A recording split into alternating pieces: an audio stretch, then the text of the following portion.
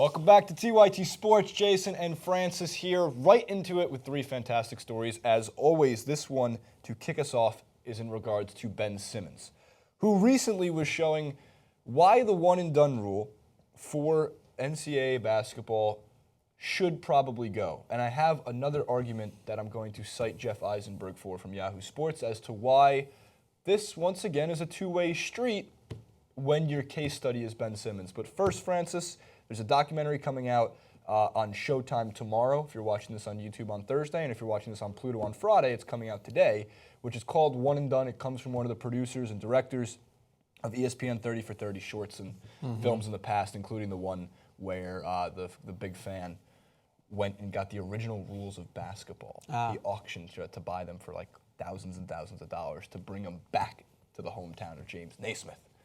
Great, great movie. But here's the documentary coming up. Here's about a minute and 10 seconds of the trailer. The first pick in the NBA draft, the Philadelphia 76ers select. I'm from Australia. When I was 8 years old, I knew I was going to play in the NBA. I felt like I was destined to do it. I think it's just always been in my blood. Basketball was a huge part of all of our childhood. For him to get better, he has to go to America. He said, "Mum, please don't hold me back."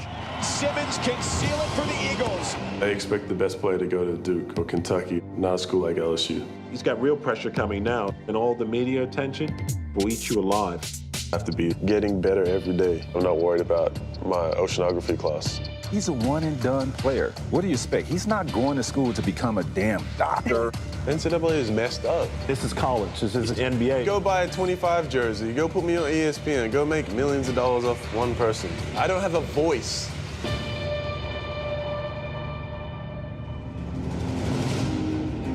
Right now, everyone's trying to claim Ben Simmons. If you haven't tried to call about Ben Simmons, then you're not in the business. Should deal really is the key endorsement deal. I don't know who's talking to Ben anymore. When things involve money, things change. I don't feel like I'm in control. This is becoming stressful. I don't know you at the moment. The family has to be on board with each other. We're a team. I knew what I wanted to do, and that was be an NBA player. Francis, interesting. I am tuning in, no doubt.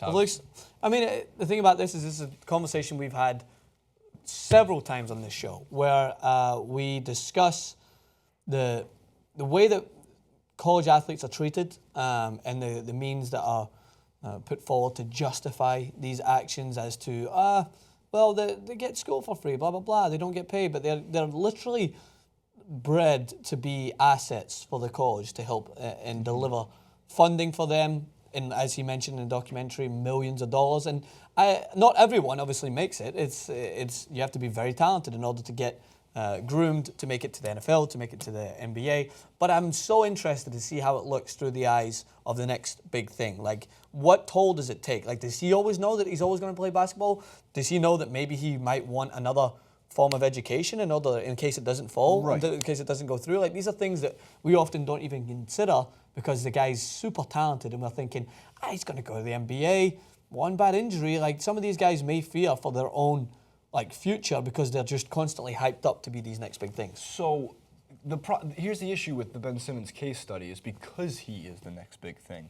What they're not accounting for is the ones who do need a year of college instead of, because when you play a year in college, it does limit the chance that you'll be a bust. I mean, a lot of the guys that came out of NBA, that came out of high school in like the first 10 picks of a draft, 15 picks of a draft, did not turn out to be Kevin Garnett's or Kobe Bryant's.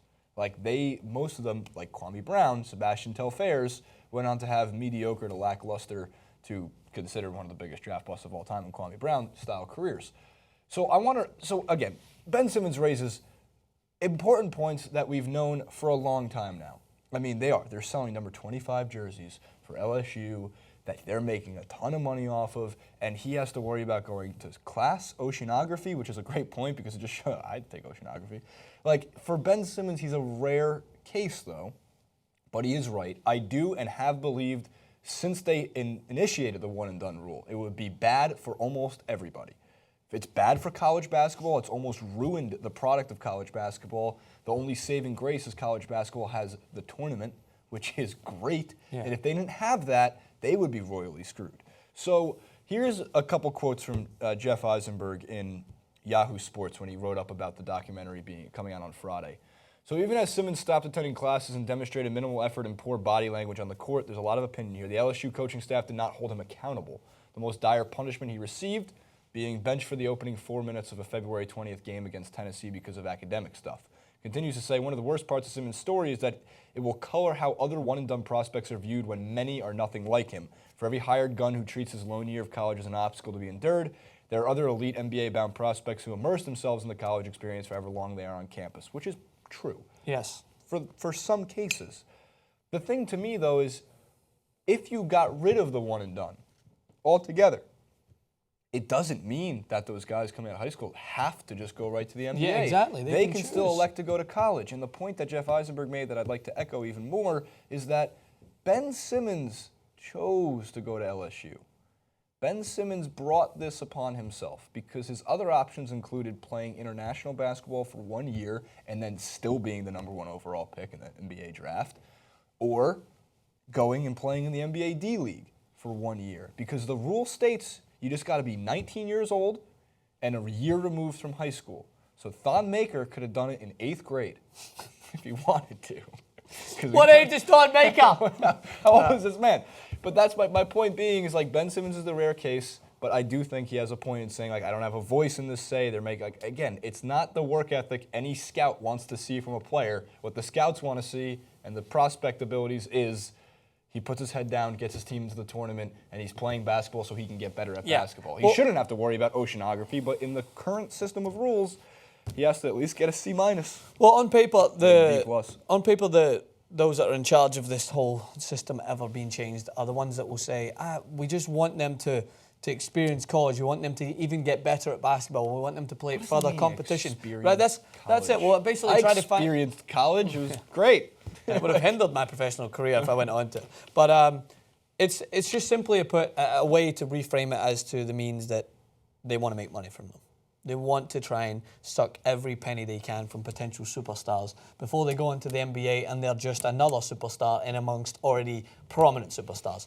Ben Simmons, in playing for LSU in a game that happens to be not to the same stature as the Golden State Warriors versus LeBron James, how else did they fill the seats? How else did they get the game televised? How else did they make their money from those games? You need superstars to play in those games at times. So if you sent them there, watching Ben Simmons straight out of high school playing for the Philadelphia 76ers against LeBron James at the Cleveland Cavs, it's an interesting watch. It's not a make or break for how many people are going to be tuning in.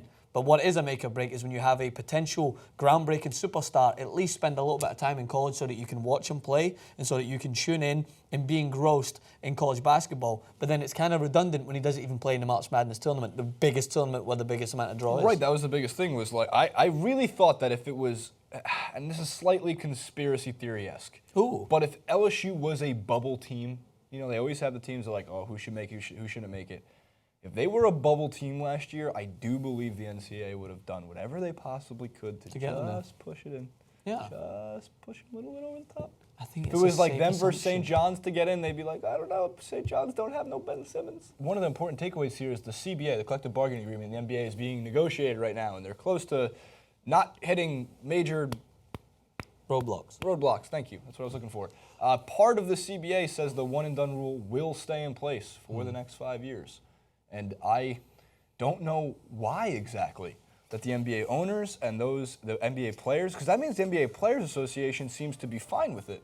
And you would think that the NBA Players Association with guys like LeBron James at like the front of it, who came out of high school himself as a product of a guy who came out of high school himself.